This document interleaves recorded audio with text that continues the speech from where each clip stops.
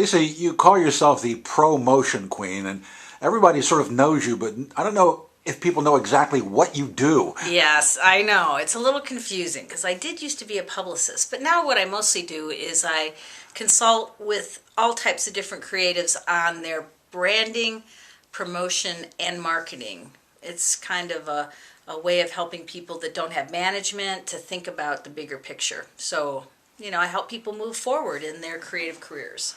Okay. That's so the promotion. That's the promotion. Get okay, it? now they know. All righty. So, looking back on 2011, what do you see the music scene being here? What moved you? What did you like? How do you feel about things? Well, from my perspective, what I think is really interesting is that in some ways the national scene has imploded. There's a way that it kind of ate itself. The whole idea of being a rock star and all those kinds of things. Whereas I feel like Portland has become kind of out of its community has come a sense of we're here to be authentic and do our expression in a pure way. So I'm seeing more and more people like, hey, I can't get the stupid day job, so why don't I get busy and really work on what I'm going to be doing as a creative, for my creative expression. And I have a number of clients that are really doing some really interesting things to kind of move into what I call the new Wild West. Because we're in a time where it's kind of wide open, the gatekeepers are gone, but nobody really knows how to do it because it's new. But it is happening on the internet, a lot of it. Yeah. So, who have you seen this year that you really liked? Wow. There's a lot of great acts out there, I have to say. Somebody that's doing some really interesting things, sort of on that, knocking on that national door, is Billy D, who moved here from Santa Fe a couple years ago. And he made a video of every single song on his album. And working YouTube, which is what I think is one of the new Wild West gold mines, he's got over 40,000 hits for this song, is the song off the album. And he's getting 1,000 hits a day right now. And so there's something about, what he's doing.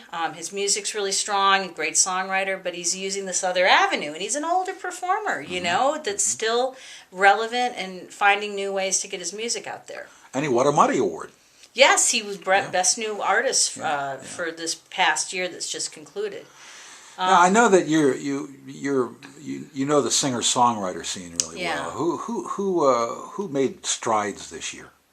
Boy, I'm real excited for a couple different people. James Fairlywell, who I think is a great singer-songwriter, he has a sort of rock presentation, finally got his CD out. It's a great CD, really a wonderful CD, and it's allowing him to move into different sort of worlds. Another import, Naomi Hooley, who moved here from Alaska, great songwriter, sort of makes you think of Carole King or someone from the 70s, great piano player. I think a highlight for a lot of people was the fact that Rob Bartoletti, who's someone I've worked with for a number of years, he's someone who's had Parkinson's and devoted himself to being a songwriter.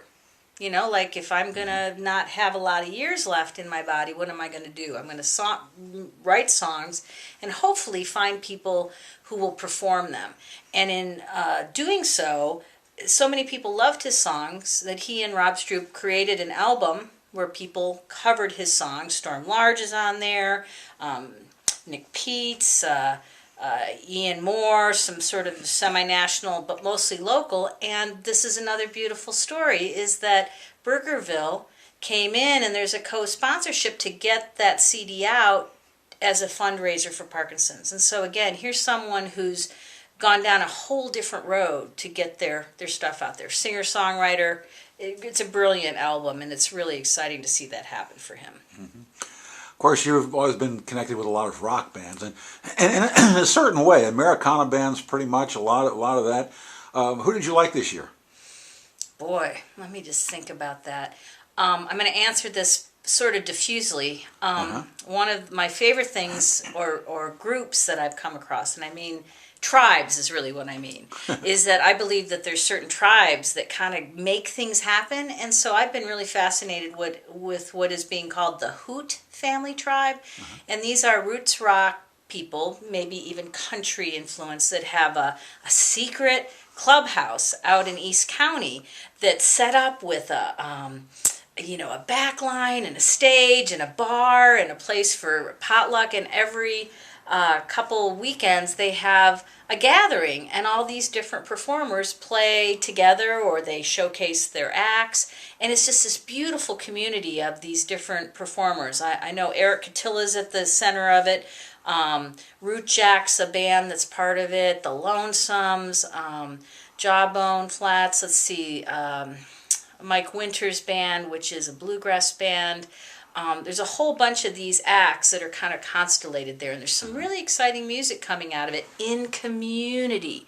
The idea that these people are grouping together to make something happen for themselves, and thus it's affecting the bigger community in Portland. So those are some, I guess you'd call those, rock bands or electric bands. But if you really want to get me excited, what I'm seeing coming through, especially in the last year, is this sort of neo-soul movement. I'm calling it, you've heard it here first, Po-Town Soul. And there's bands like Brownish Black, Thumptown is just the name, and Worth is someone who was in a rock band called Naya, who's doing a more soul-oriented thing as a soloist. Laura Ivansey is in that. There's a bunch of acts. So I'm thinking this whole neo-soul thing is really coming strong in Portland, really coming strong. What have you heard that's in the pipeline that we might be able to look forward to in 2012? Well, I know that Will West has a new CD coming. Let's see, who else is working on some stuff?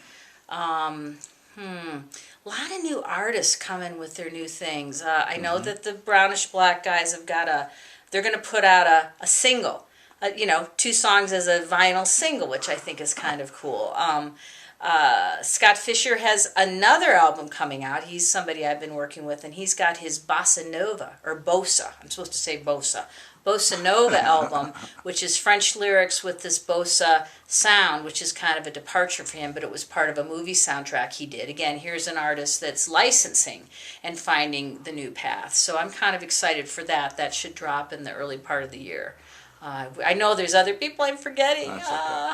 So you're pretty optimistic about 2012 as far as the music scene here, huh? Yeah, I don't think we're going to go up in a cloud of smoke. I feel like people are sort of finding their center in the community. Like, what can we do here? I'm seeing places like Alberta Rose take a real leadership role. There's been a lot of fabulous benefits there. I'm seeing people like Jason Fellman of J. Fell Presents, who's kind of the, I call him he's kind of the godfather of the cover band scene. He's been doing some really interesting things with groupings of bands that play cover music, the 80s, broad ranges. So that's another little interesting thing. I see that coming forward, that more acts are sort of maybe putting some covers into their music, that helps get it over. There was just the ultimate cover show, which was the band's The Last Waltz that they did at the Alberta Rose. And I mean, essentially those are cover songs everybody's doing, but having a blast in community, raising money for the Jeremy Wilson Foundation. I mean, what a great thing. So I feel that Portland is an it city. As I kind of look at my client base, I see people moving here, bringing some new energy. I see people moving back here. People like Dan Haley, who started out here with Ed and the Boats. Now he's back. His partner, Rachel Rice, tremendous performer. It's just this nice mix of people who have been here, welcoming people back, and also welcoming new people to a community that wants to figure out the new Wild West, that there's a way to do it that isn't the old way. And we don't quite know what the path is, but, gosh darn, what else are we going to do but, try to figure it out? And lots of different people doing it different ways. So I look forward to the continued creativity. I love being able to help people with their path, with trying to figure it out. So, seeing people like Billy D, like Scott Fisher, like Dan Haley come in and just try some things differently and have success is very, very satisfying.